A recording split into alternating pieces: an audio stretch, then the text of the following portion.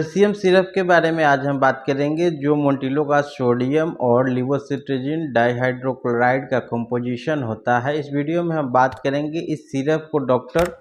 बच्चों के लिए कब कब प्रिस्क्राइब करते हैं, यानी बच्चों में होने वाली किन किन समस्याओं में इस सिरप का यूज़ लिया जाता है। इसके अलावा इसका मार्केट प्राइस क्या है, यह किस कंपनी के द्वारा बनाया जाता है, कितने से कितने उम्र के बच्चे को कितनी मात्रा में यह सिरप देना चाहिए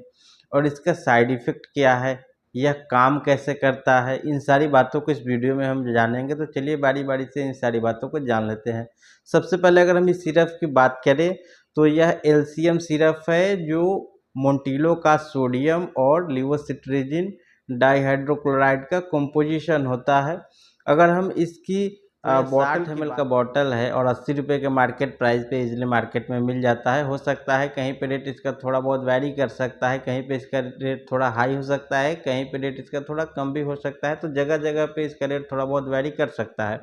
अगर हम बात करें यह काम कैसे करता है, तो यह एंटी एलर्जिक और एंटी हिस्टामिन या सिरप है, यानी कि अगर बच्चे को किसी भी चीज़ से एलर्जी है, यानी कि क्या होता है कि कभी कभी अचानक से बच्चे के नाक से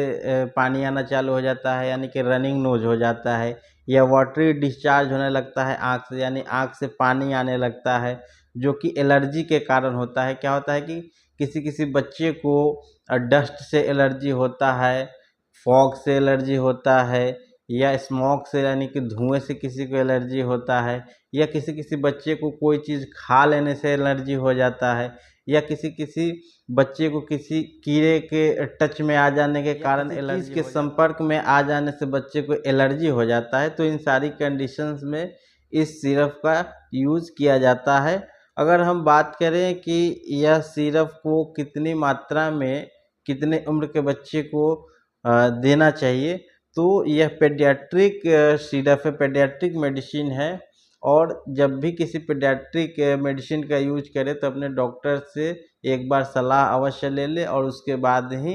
अपने बच्चे को दवा दें। फिर भी जो एक जनरल डोज होता है उसको मैं बता देता हूँ। तो यह सिरप है और सिरप को 1 साल से अधिक उम्र के बच्चे के लिए इस्तेमाल किया जाता है, यानी कि इस सिरप को 1 साल से अधिक और 10 साल से कम के बच्चों के लिए इस्तेमाल किया जाता है। अगर बच्चे का उम्र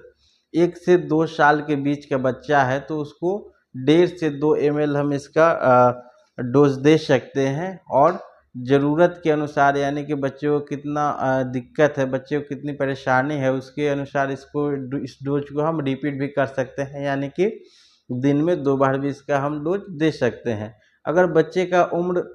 2 साल से अधिक है और 4-5 साल तक का बच्चा है तो उस कंडीशन में इसका डोज हम 2.5 से 5 ml तक इसका हम डोज दे सकते हैं, और ज़रूरत पड़ने पे इसका डोज हम रिपीट कर सकते हैं। बच्चे का उम्र अगर 5 साल से अधिक है, यानी कि 5 से 7 साल के बीच का अगर बच्चा है तो उस कंडीशन में इसका डोज 5 से 7 ml तक इसका डोज दे सकते हैं। और अगर बच्चे का उम्र उससे अधिक है, यानी कि बच्चा 7 से 10 साल के बीच का है, तो उस कंडीशन में इसका डोज हम 10 ml तक इसका डोज हम दे सकते हैं। अगर हम बात करें कि यह दवा अगर बच्चे को दे रहे हैं और अगर बच्चे को साइड इफ़ेक्ट होगा तो इसमें क्या क्या लक्षण देखने को मिलेगा,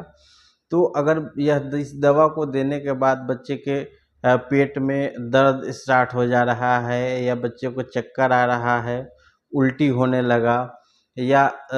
सिर में चक्कर आकर के बच्चा गिर जा रहा है, या ओरल कैविटी यानी जीभ का सूखा पड़ जाना, नाक का सूखा पड़ जाना,